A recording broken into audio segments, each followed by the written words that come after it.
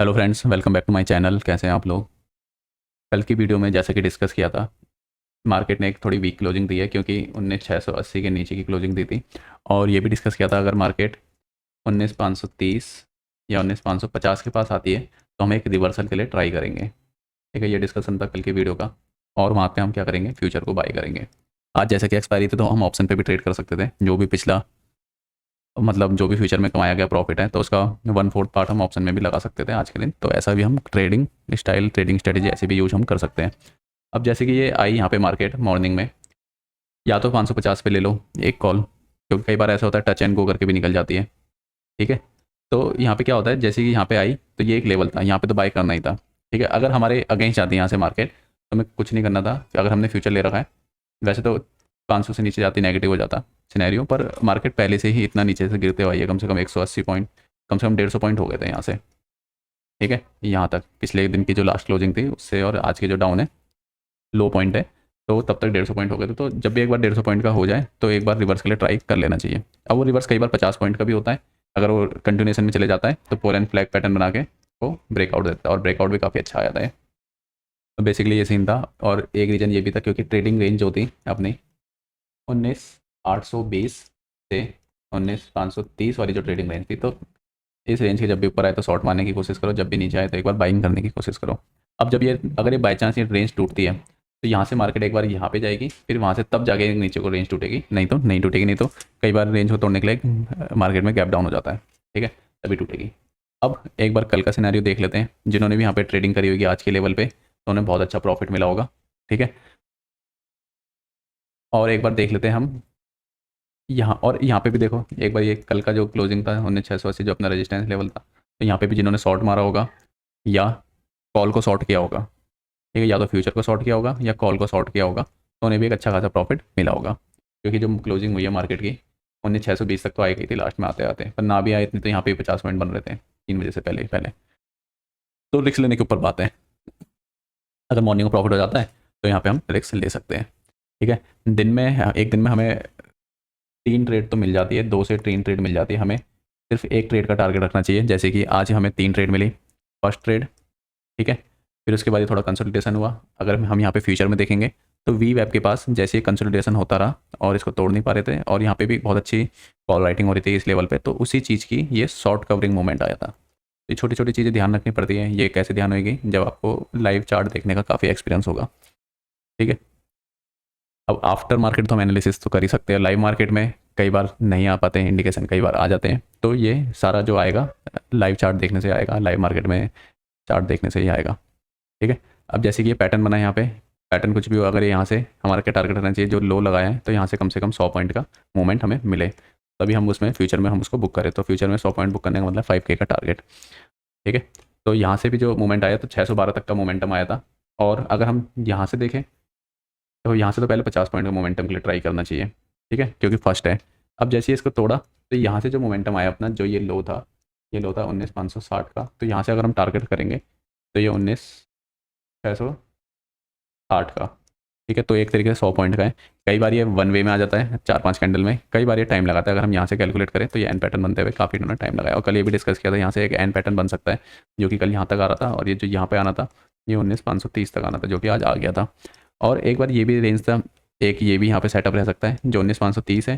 तो ये यहाँ से जो डाउन साइड तक जा सकती है 19,530 से, क्योंकि एक सपोर्ट और रेजिस्टेंस एक एग्जैक्ट लेवल नहीं होते, एक रेंज होती है। तो हम यहाँ तक आ सकते थे। और यहाँ पे हमें एक कन्फर्मेशन के लिए हमें ये भी देखना था क्या यहाँ पे पुट राइटिंग हो रखी है या नहीं, क्योंकि जब यहाँ पे ये चल रहा था तो यहाँ पे कम से कम 2 करोड़ कॉन्ट्रैक्ट्स की ओपन 2 करोड़ कॉन्ट्रैक्ट ओपन थे, मतलब वहाँ पे पुट राइटिंग उनकी हो रखी थी। तो जो एक बेसिकली मॉर्निंग में अगर इतनी दिख जाए तो एक सपोर्ट का काम करती है।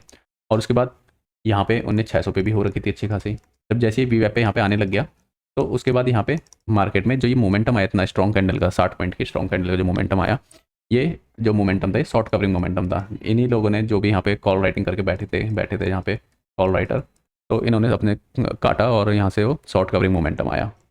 ठीक है, ये बेसिक छोटी सी लर्निंग थी। अब मार्केट है क्या, मार्केट ट्रेडिंग रेंज के बीच में है। ठीक है, ट्रेडिंग रेंज क्या है अपनी 19,820 से 19,530 की, ये अपनी एक ट्रेडिंग रेंज है। इसके बीच में अगर मार्केट को यहाँ से कमज़ोर होना है तो 19,500 के नीचे जाएगी तो कमज़ोर हो जाएगी। अगर मार्केट यहाँ से 1 वे में ऊपर जाती है, मतलब ये बॉटम बन गया इस मंथ का, तो मार्केट एक बार यहाँ पे सपोर्ट लेने यहाँ पे आ सकती है, या इस रेंज में सपोर्ट लेने आ सकती है, जो कि रेंज है 19,560 की। ठीक है, और अगर कल गैप डाउन खुली, तो अगर इस पॉइंट के नीचे खुली, नेगेटिव अगर सिनेरियो बनता है ट्रेंड, तो यहाँ तक भी आ सकती है, मतलब इस ट्रेडिंग रेंज को तोड़ सकती है। पर अब जो भी होगा कल के उसमें देखेंगे इंट्राडे में। अभी पिछले कुछ दिन से जो एनालिसिस जा रहा है, तो थोड़ा बहुत सही जा रहा है।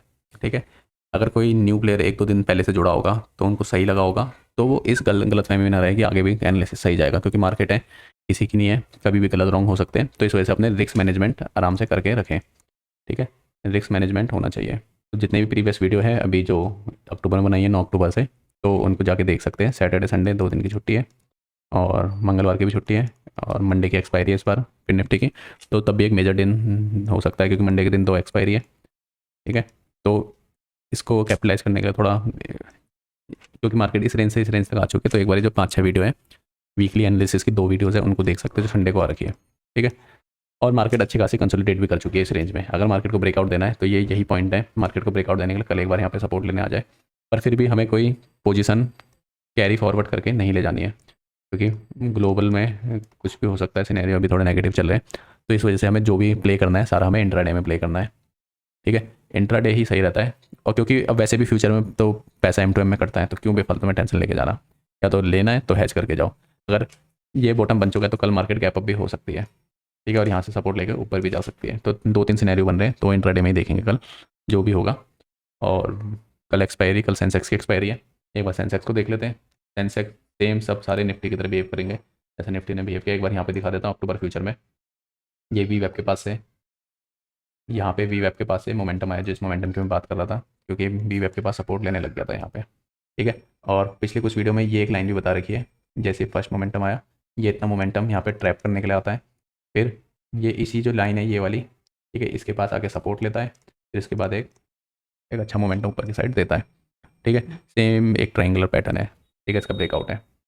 अब ये पिछले दिन, अब वहाँ तो दिख रहा है कि ऊपर क्लोज कर दिया पिछले दिन का, पर यहाँ फ्यूचर में एग्जैक्ट दिख जाता है, क्योंकि जो मेन पैसा आ रहा है इंडेक्स में तो ट्रेड नहीं कर सकते, इंडेक्स के जो डेरिवेटिव है उसमें ट्रेड कर सकते, तो मेन सारी चीज़ हमें कैश में दिख जाती है फ्यूचर में। ठीक है, तो यहाँ पे हम इसको कैपिटलाइज कर सकते थे, और ये यहाँ से भी एक शॉर्ट कर सकते थे प्रीवियस डे का लगा के, और वैसे भी वहाँ पे रेजिस्टेंस, तो यहाँ पे भी अब जब एक बार 100 पॉइंट आ गए तो फिर टारगेट ज़्यादा बड़े नहीं कर रखने, सिर्फ 50-50 पॉइंट के टारगेट रख सकते हैं, और फ्यूचर को ना बाय सेल करके हम कॉल या पुट को हम शॉर्ट कर सकते हैं।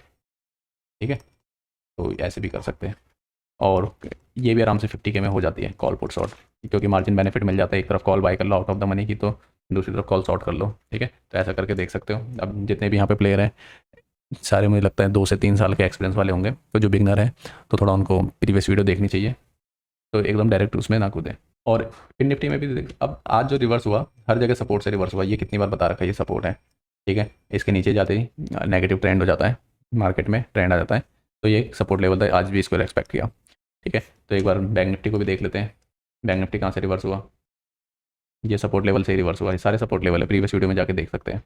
ठीक है, अब एक बार सेंसेक्स को देख लेते हैं। सेंसेक्स में भी शायद सपोर्ट रेजिस्टेंस लेवल नहीं बनाए होंगे, क्योंकि सेंसेक्स को इतना वो ट्रेड नहीं करते हैं, क्योंकि कुछ ब्रोकर्स में सेंसेक्स की एक्सपायरी, जैसे एंजल में अभी लास्ट हफ्ते या उससे 1 हफ्ते पहले से आई है, उससे पहले जीरोधा में थी। तो अब इसमें भी अगर ट्रेड करना है तो एक बार पैरेलली हमें इसका चार्ट लगा लेना चाहिए निफ्टी का। ठीक है, तो इसमें भी हम ट्रेड कर सकते हैं ऑप्शन, नहीं तो अगर सिर्फ फ्यूचर में भी करें ट्रेड तो उसमें भी कई इनफ है, अच्छा खासा प्रॉफिट मिल जाता है। ठीक है, तो वीडियो में आज के लिए इतना ही।